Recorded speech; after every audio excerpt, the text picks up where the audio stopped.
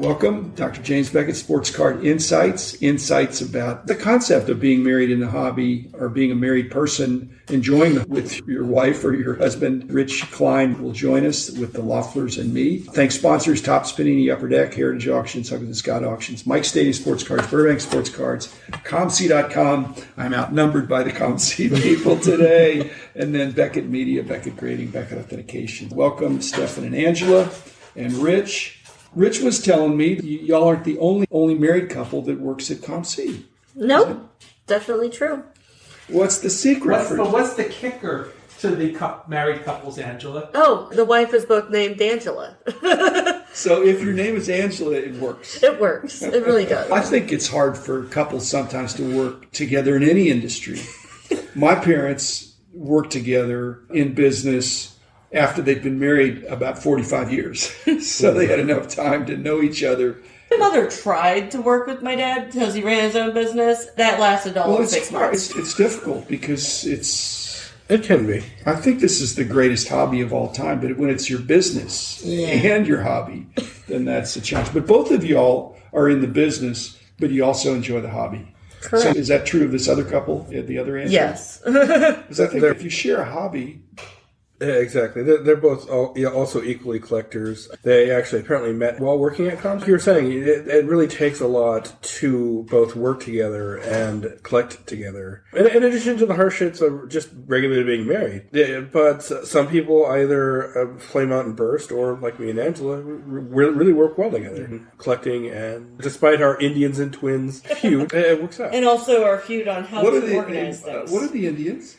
What are the Indians? The Guardians. The Guardians. They will never be called the Guardians in Cleveland, okay? I don't think so. It's still called Jacobs Field. It's been Progressive Field for 10 years now. They try to do buyback programs on the Indians jerseys, and it's never taken root. So...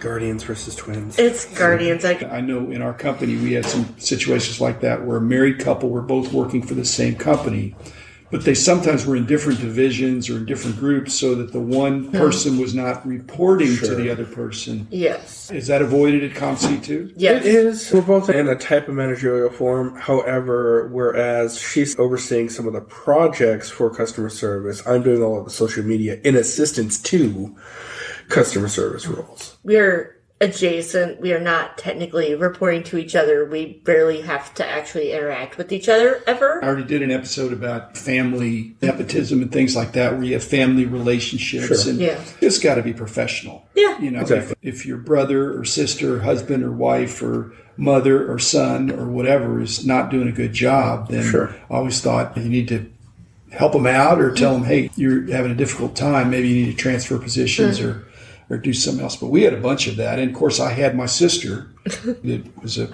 key person in our company. And Tim had Julia. When they started, they were married. Wasn't Claire your first employee? Essentially, my first full-time employee. Yeah. That's how it gets started. She was actually working in the next building over. And she'd come over after her work and help me. And then I just needed more and more help. And so it was great. But anyway, what are the unique challenges? Y'all are remote workers. Yes. You do have an office, but I don't think y'all go to the office as much. We really don't. Because I've seen the office and it's rich in a bunch of cards. It's postage stamp. There's an extra desk there. There is. But it is full. It is full currently. We are working on cleaning it out until we get the next group of cards. Which will be next week, Rich. We have some for you, too. Yeah. But no, especially working together so often, you have to find what works right. So, either whether it's communication or whether it's tackling a task so that it's easier for the other person or before you hand it off, just within our roles, that tries to negate some of that hardship. Well, I mean, you're trying to do what's best for the other person. Oh, exactly. Now, I've noticed there's a couple that work the back table of the Palmers. I believe they're a married couple. They act like they're married. They act like they've been married a long time. And they're so committed to each other, I believe they have a joint want list. Ooh. They have these albums that they're going through and they're checking off what they got. So they must even collect together. Now, it sounds like y'all collect separately. We do. With different interests. And so you're not stepping on each other's toes. Nope. And this other couple, Rich, is that right? They have one they're joint from collection? San Antonio, and it was his father's collection. He's trying to finish it. Oh, and they're trying to finish it out. Very nice. So my question to Angela is, the hobby tends to be sometimes sexist. Yes. How hard was it for you, because you know as much about cards, if not more than Stephan? You're going to pick a marital fight now. No. Okay, how often did people actually respect you for knowing what Oh, you they don't. They Come still, on. they're, yeah, okay, it's all going to go back to him, but whatever, man. I just brush it off anymore. So is it easier to be a married woman or a single woman? Or I'd say it's easier to be married because then I can hide behind him and be like, here, you say it. Here's the bomb. Because There's a lot women of of the hobby, yeah. I think a lot of them are single. A lot of them are. And that's great. But like you said, hopefully that's went out with the 20th century for I'd like to people think so. thinking the little lady doesn't collect on her own. Oh, yeah. Anyway, like, what we do we- collect very differently. Like, all of his collection is mostly in binders on the wall. In the move, we found my 5,000 count box of trash and my unsorted minis as he, like, finds them from Here's all some of more their... Ginter. Here's some more Ginter. Here's some more Well, you know, Ginter. I didn't know. Please put it all in the same spot. I'm like, I buy them in dime boxes for Angela at the show. And she'll send me, stop buying me stuff. And I say, Angela, they're in a dime box. yeah. I know if I'm spending $2, it's not a big deal. I only say that because I was moving and I was tired of finding them in every single room of the house. Even 10, 15 years ago when we first started dating, we would go into a card shop and they would just ask her, what does he want? Or everyone would look at her weird of the shop goers because they're not used to seeing a woman in the shop. Whereas now, I would like to think that most shops actually respect her and her position and at least after talking to her, understand that she's not just there. So what you're Because saying I'm is there. it's perhaps even easier now for couples to meet at a card shop or at a card show and having that common and experiencing it together. It's, Easier now, for Yeah. sure. It's not the old boys club it used to be. You have to have something in common with your spouse. Definitely. You want some opposites to attract, but you also want some similarities to have something in common. Oh, yeah. And if you had that in common, that'd be great. How Exactly. about this? I had a dealer at my shows back in the day, and people would go to him. She knew a lot about vintage. She loved 52 top. She loved the 52, the 56 top era. She knew more about, I don't want to say she knew more about than I did, because that would be stretching it a little bit. But she was very knowledgeable on the cards from that era. And it was amazing to see. People would go to him about vintage, and she'd answer the questions. And she was incredibly sharp, and they were both very young, and it was great to see somebody. So you're saying he was a ventriloquist. He was a ventriloquist, yes. He was speaking through his wife's mouth, Yes. just making it look like. Making it I don't look think like- so. But again, you had to live it, and I'm wondering if we have more participation in the sports, not just in the collecting. What does your love of cards come from? Do you love baseball too?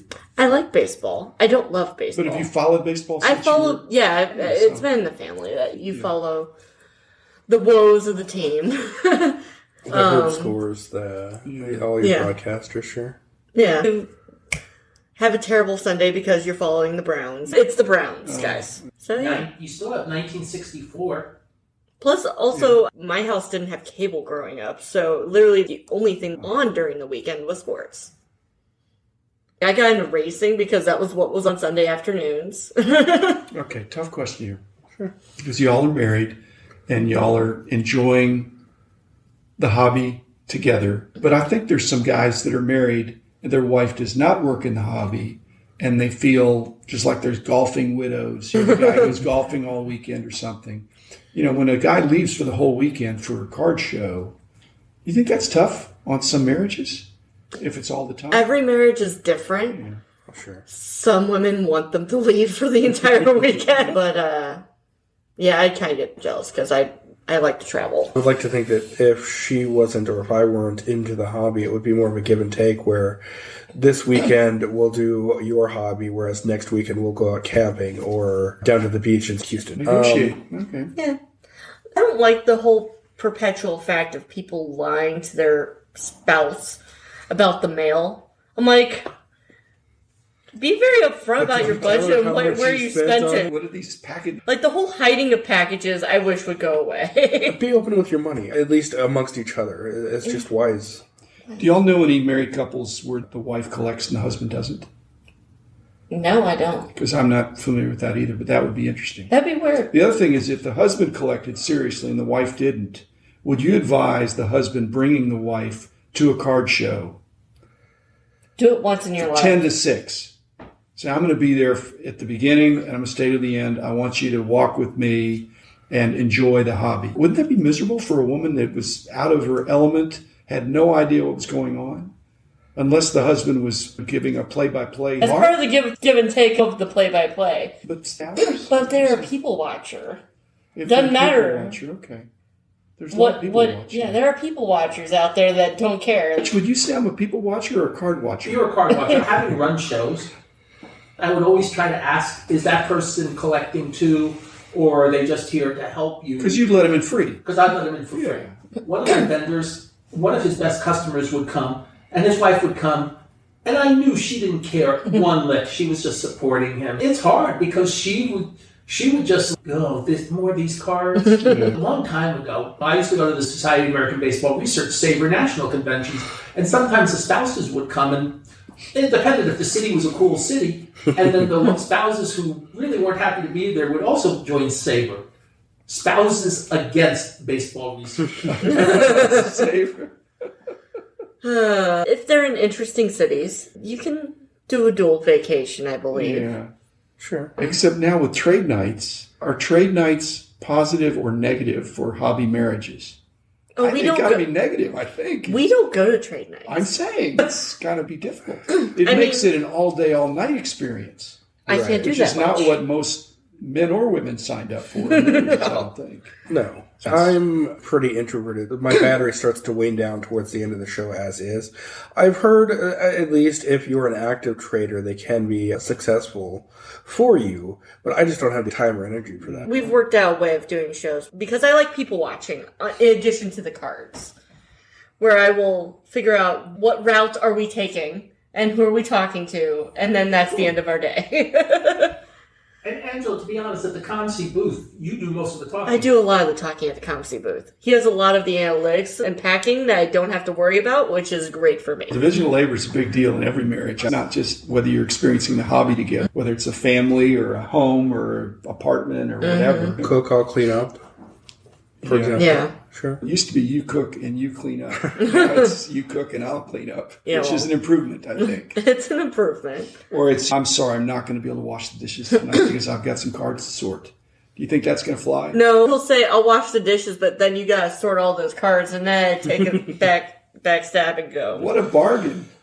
Indeed. I think I'll wash the dishes. When you get him to start cooking, then I'll really be impressed. Nope, he is not a cook. The division of labor does not mean We can you do have to cereal. take turns We doing can do each thing. Pop-Tarts. He's got cereal, he's got Pop-Tarts, he got instant oatmeal. He's good.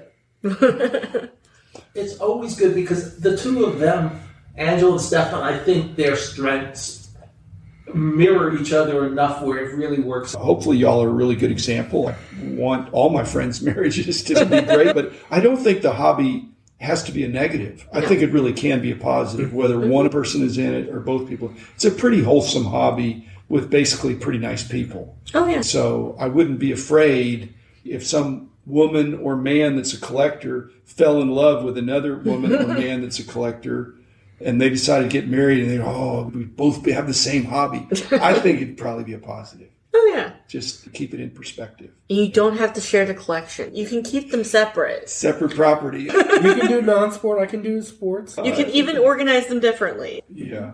Well, I'm gonna stay with my simple route, and my awesome wife is allowing me to have my own separate hobby.